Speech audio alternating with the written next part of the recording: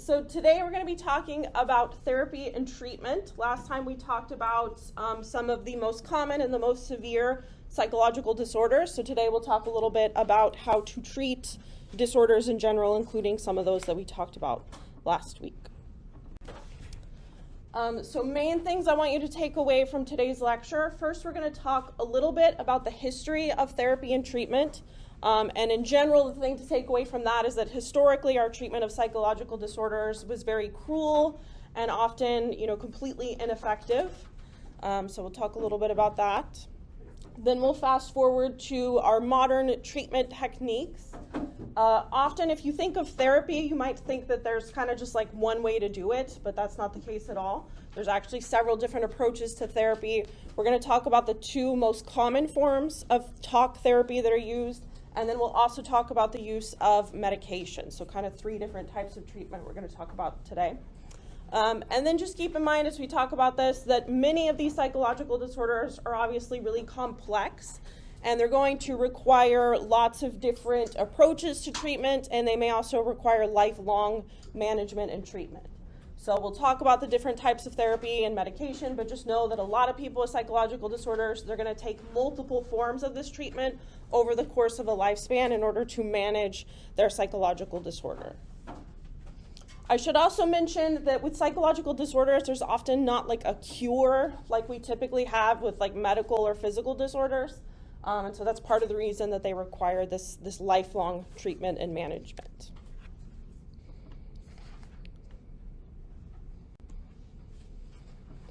Okay, so let's start with a little bit of history of mental health treatment. Like I said, historically, mental health treatment was very poor.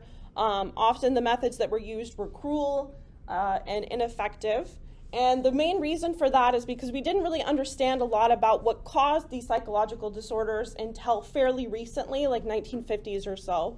And prior to our understanding of that, a lot of people thought that psychological disorders were due to something like supernatural or spiritual. So they often assumed that psychological disorders were like a manifestation of demon possession or witchcraft or things like that.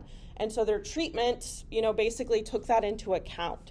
So some of the types of treatments that they would have used historically would have been things like exorcisms. So if you think someone's being possessed by a demon, I guess that's, makes sense to go that route. They also did this technique where they would drill small holes in the skull.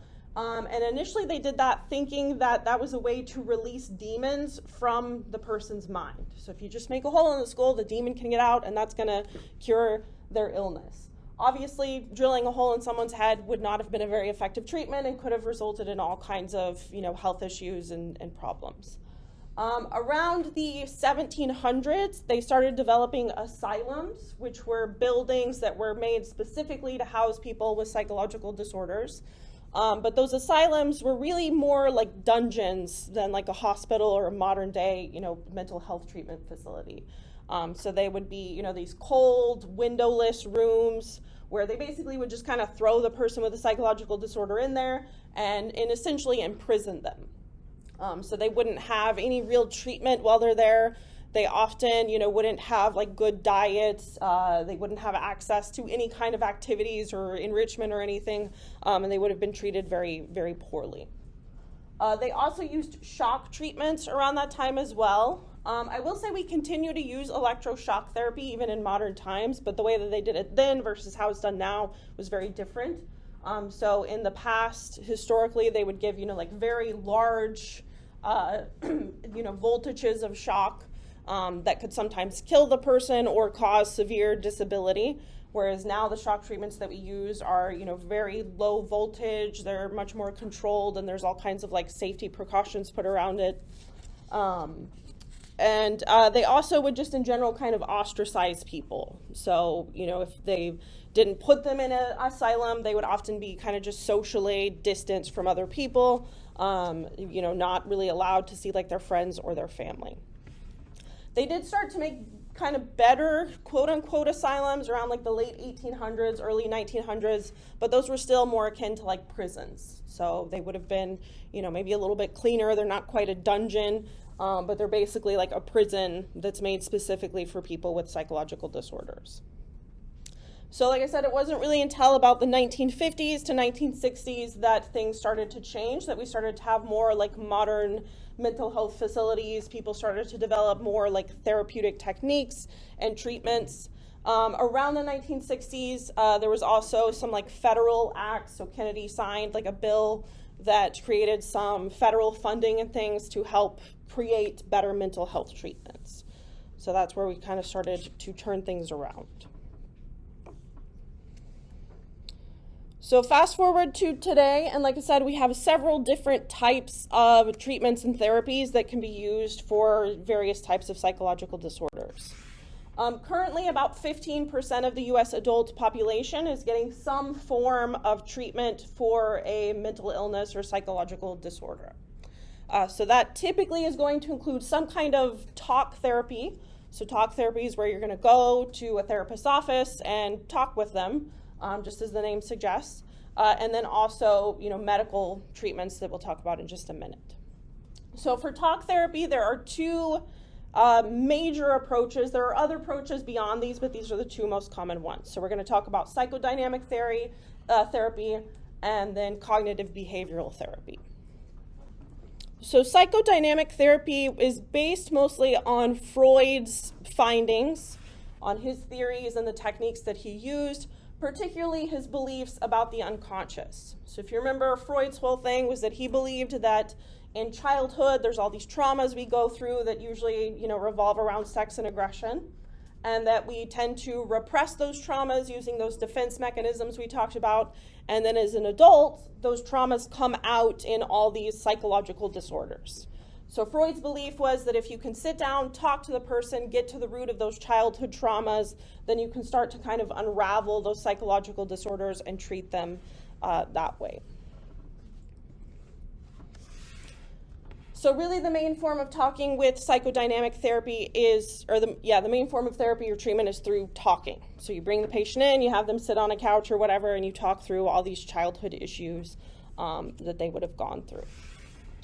There's a few different approaches. So, all of these are going to start with the therapist seeing the patient the first time, kind of just trying to get to know what is the issue, what are your goals, what are you looking for from this. And then in psychodynamic therapy, they often will use things like dream analysis. So dream analysis, according to Freud and his followers, is a good way to kind of get at understanding the unconscious. So if you, basically ask the patient what they dream about regularly, you might have them keep a dream journal and then go through and analyze like what are some recurring symbolism or themes that are coming out of these dreams that can kind of get a conversation going about childhood traumas. Free association is where the patient is allowed to basically just talk freely about whatever's on their mind at that particular time. Sometimes, the therapist might give some kind of prompt, but the patient is really allowed to just talk freely, basically. Freud believed strongly in this idea of what's called transference, which is essentially the idea that, so first of all, keep in mind with psychodynamic therapy, this is done often over the course of several years. So you might meet with a patient once a week for several years. And over that time, the patient and the therapist are going to get to know each other very well. According to Freud, the patient might develop very strong feelings towards the therapist. Those could be positive feelings or negative feelings. And Freud believed that those feelings are essentially the patient like transferring their feelings towards their parents onto the therapist. So someone, might come in, they have some childhood trauma because maybe their father was, really aggressive towards them in childhood or whatever. Freud thought that they're then going to transfer those feelings towards their father to the therapist and begin to sort of talk to the therapist as if the therapist is their father. And so again, that's a way to kind of get at the root of these childhood traumas and try to almost like reparent the patient, essentially.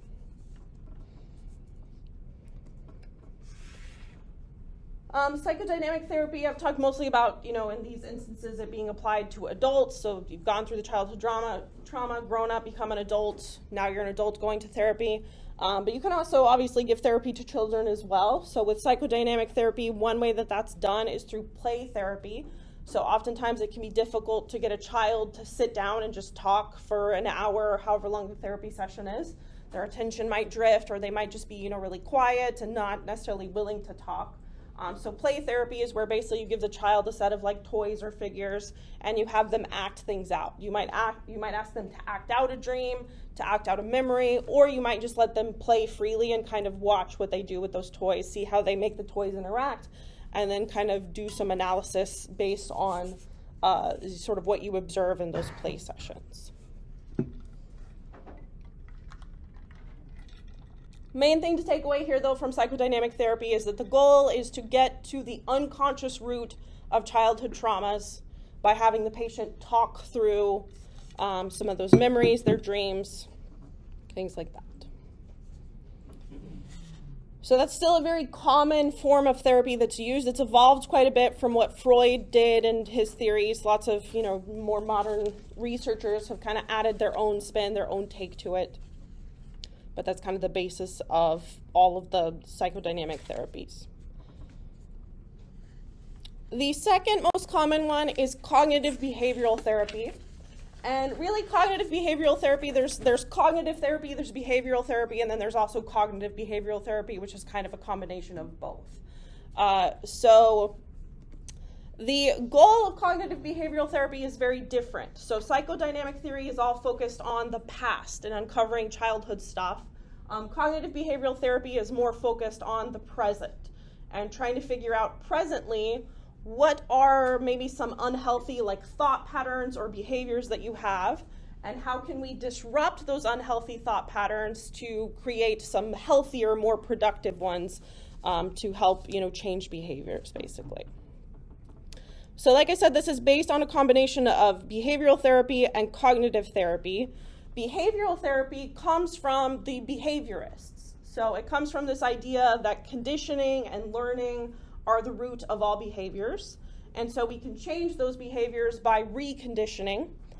And then cognitive therapy is really focused on those kind of thought processes that I was talking about before. So cognitive therapy focuses more on what are the thought patterns that you have on a day-to-day basis and how can we alter or change those thought patterns. So you put those two approaches together and you get cognitive behavioral therapy. So some of the ways that the techniques from the behaviorists are used are through things like counter conditioning and exposure therapy. These can be particularly effective for someone who's suffering from phobias or other types of fear or anxiety disorders. So counter conditioning exposure therapy basically involves reconditioning the person to lose that anxiety or fear.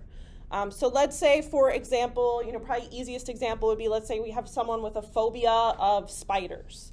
And let's say it's a phobia to the extent, like we talked about, it's actually interfering with a person's day-to-day life. They don't want to go to class because they saw a spider in their classroom. They don't want to go to work because there's a picture of a spider on the wall in their work or something. Then counter conditioning and exposure therapy can actually help them overcome that phobia. So exposure therapy is where you basically just very gradually increase exposure to the thing that the person is afraid of. So if they have a fear of spiders, you might start by showing them a picture of a spider. You might try to find, the cutest, cuddliest looking spider you could find. Maybe it's even an animation or a drawing, not a real picture. And you show it to them and kind of talk through how it makes them feel, what are the thoughts that they're having from that. If they can stand looking at that picture for 5 minutes, then in the next therapy session, you might have them look at it for 10 minutes or 15 minutes. Or you might now bring in a much more realistic looking picture of a spider. And eventually you slowly work up to the point to where maybe you have them look at a real spider in a cage or something. And then you take that spider out of the cage and it's on the table, you have them look at it.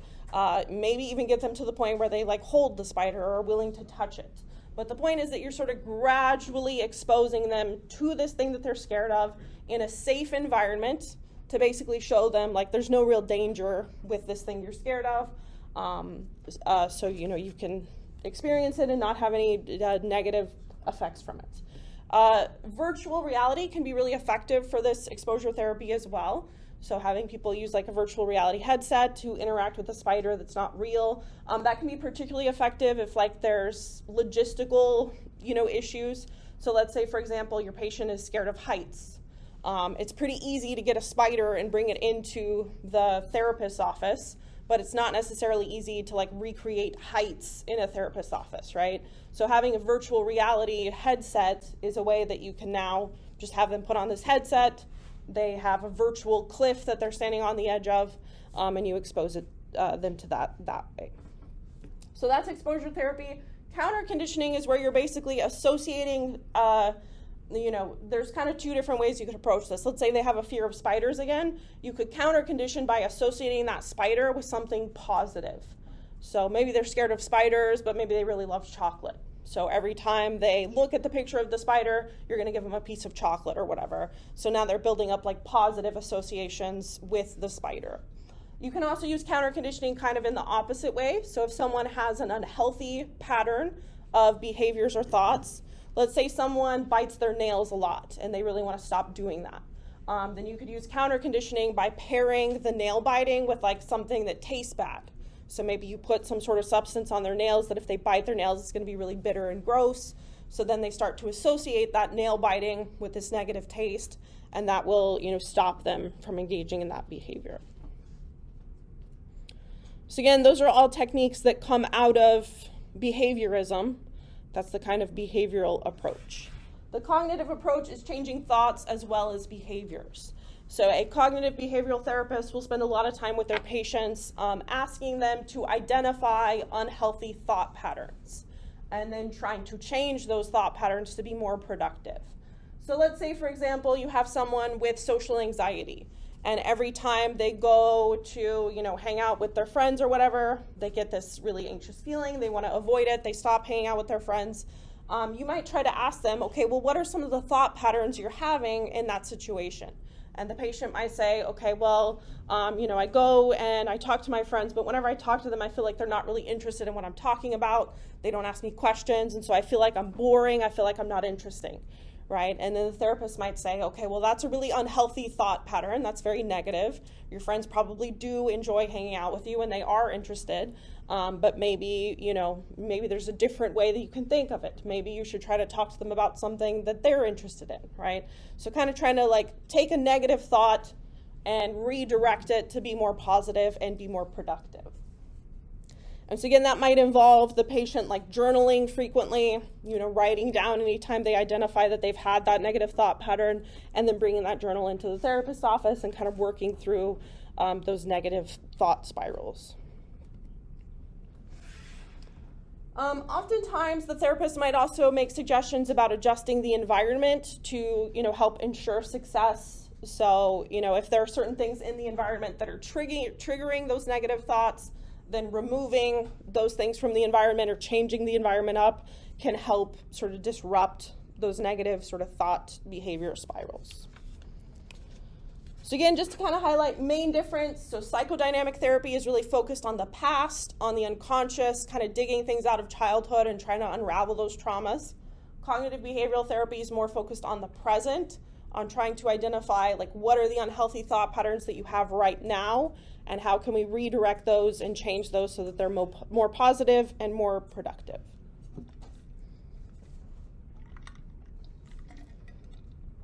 Any questions about those two different approaches to therapy? Okay. So regardless of whether it's psychodynamic or cognitive behavioral therapy, there are various kind of modalities that therapists can use. First, let's talk just a little bit about this idea of voluntary versus involuntary therapy. So voluntary, obviously, is where someone chooses to go to a therapist's office. They have identified themselves, I have some issue that I need to work out, so I'm going to go find a therapist and talk through that. Involuntary therapy can happen in a couple of different ways. Typically, it's going to be court mandated somehow. So you might have someone who has a psychotic break. Maybe they do something that's very dangerous to themselves or others. Then in that case, they might be essentially forced to go to therapy. You might have someone who's maybe been in prison for some sort of crime. They committed a violent crime, or they're having substance abuse issues. If they're up for parole, then therapy might be a condition of that parole. So they've been ordered by the court to go to therapy rather than, choosing themselves. In general, probably not surprising, voluntary therapy tends to be much more effective than involuntary therapy. People who want to change and get better are much more likely to get better than those who do not want to change and get better. In addition to kind of voluntary versus involuntary, there's different modalities that therapy can take. So there's individual therapy, which is kind of what I've been describing so far, where you have a single patient goes in to see a therapist, and either through psychodynamic therapy or cognitive behavioral therapy, they by themselves are working through their issues. There's also group therapy. So group therapy is typically where you have one counselor or therapist who gets a group together that all have a similar issue. Typically those groups are going to be a group of strangers. They've never met each other outside of this group that they go and attend. So you might, for example, have a group of people who are all suffering from post-traumatic stress disorder. And that group gets together once a week and they talk as a group through some of the symptoms they've been having. What are the successes that they've found, what treatment approaches have worked for them. So group therapy can be very effective because you're getting some of the benefits of individual therapy. You're talking to a therapist, talking through the issues, but you also then have this social support structure that's being built so that if, the person is, if they have PTSD, maybe they're having a flashback or having a difficult time, they have someone from the group that they can reach out to and they can call and they can get help from them as well. They can also hear success stories from other people, which might help keep them motivated and might also give them some new ideas that the therapists themselves might not have thought of. There's also, of course, couples and family therapy. So couples therapy where, a couple goes together to try to work on some sort of relationship issue. Family therapy is also, often fairly common for families if someone in the family is suffering from a substance abuse disorder or, something like that, then the family might go as a whole to the therapist to try to work through some of those issues kind of together. In addition to all those modalities, there's also now virtual therapy is fairly common. One of the most common ones is called BetterHelp. You may have heard of that, seen commercials for it. And virtual therapy has been shown to be just as effective as in-person therapy for treating a lot of the most common psychological disorders. So for things like depression and anxiety and post-traumatic stress disorder, virtual therapy works just as well as in-person therapy. Some of the obvious benefits of virtual therapy, it tends to be more cost-effective. It also makes therapy available in places that it often isn't. So one of the biggest issues with mental health treatment is that there's often not access in really rural areas. So you might have lots of therapists in a big city, but in a rural area, there might be one therapist or no therapist in that town that can service that population. So having virtual therapy now makes it available to basically anyone, anywhere. And then, like I said, it's just as effective as in-person therapy for, most of the common disorders. It probably would not be as effective for the more severe ones, things like schizophrenia, but for those more common ones, depression, anxiety, it tends to be very effective. The main thing as far as effectiveness, regardless of whether it's virtual or in person, is just the number of meetings that the patient has. So in general, the more frequently and the longer duration that a patient will meet with their therapist, the more likely that they're going to be successful in overcoming whatever their psychological disorder is.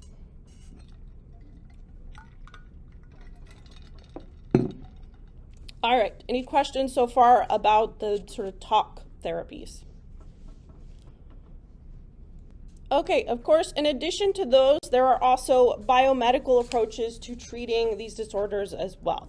So biomedical therapy involves using medications to treat, usually we're treating the underlying neurological mechanisms of the disorder.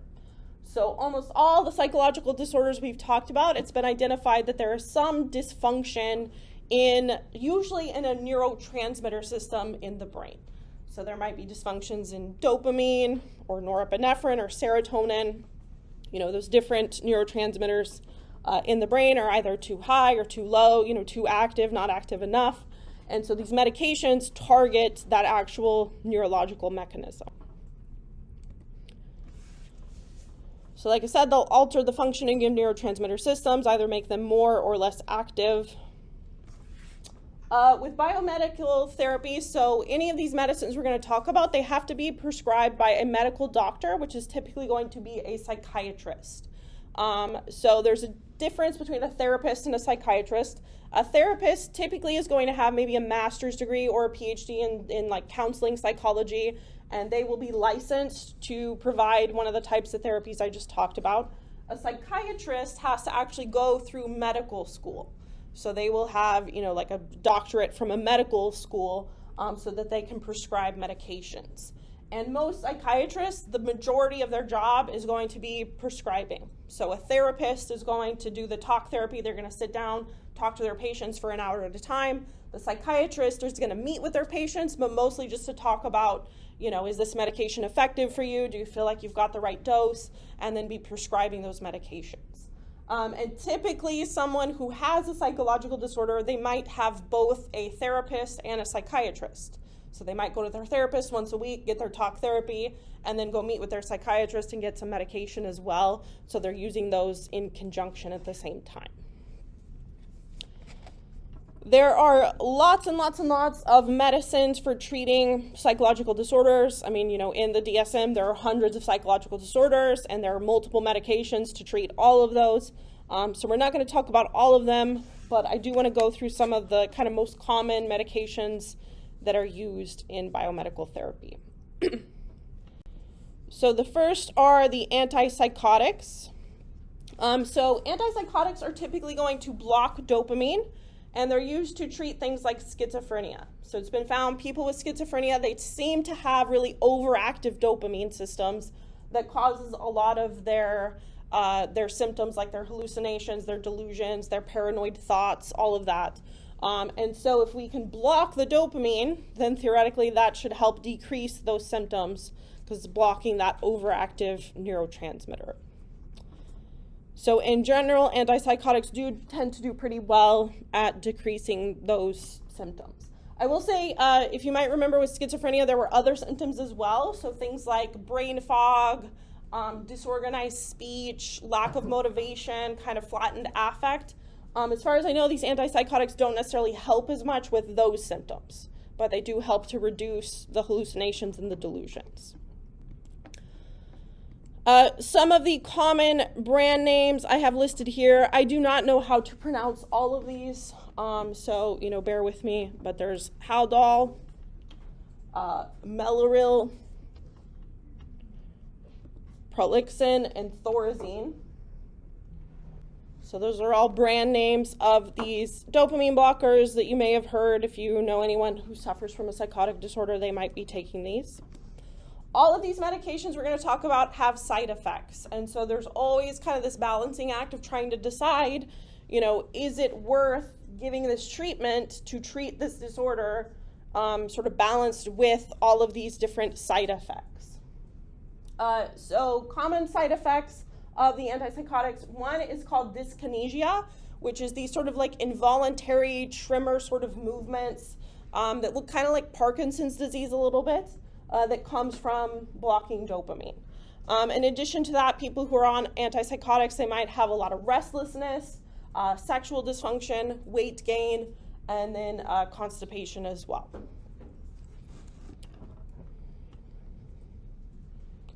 Main thing to know about antipsychotics, though, is they're going to block dopamine and help decrease those, like hallucinations and delusions,